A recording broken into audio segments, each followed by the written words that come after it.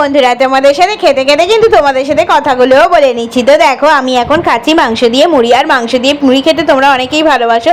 So hi friends, আমি আশা করছি তোমরা ভালো আছো। আমিও ভীষণ ভালোবাসি।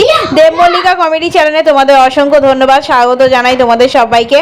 তো দেখো, আমি এখন মাংস দিয়ে মুড়ি খাচ্ছি, তোমরা দেখতে পাচ্ছ।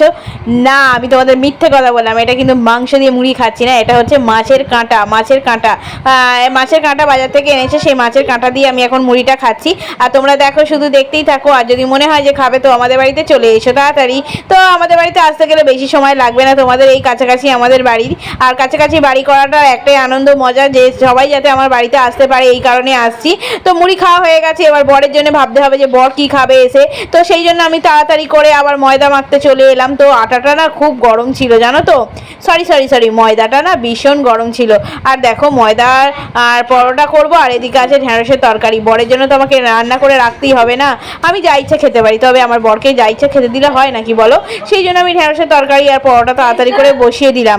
পরোটা আর ঢেঁড়সের তরকারি ভীষণ প্রিয় আমার বরের, সেই জন্য আমি এটা করে দিলাম। তো কেমন হয়েছে বন্ধুরা, তোমরা কিন্তু একটা কমেন্ট করে জানিও। আর দেখো, সব কিছু দেওয়ার পরে আমি একটুখানি মশলা দিয়ে দিলাম, যাতে একটুখানি টেস্টি হয়। তো যাই হোক, কেমন লাগলো তোমাদের আমাদের এই ব্লগটা, তোমরা কিন্তু অবশ্যই কমেন্ট করে জানিও।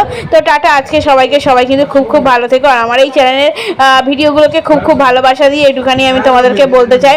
তো টাটা সবাইকে, সবাই খুব ভালো থেকো। গুড নাইট, বাই, ভালো থেকো।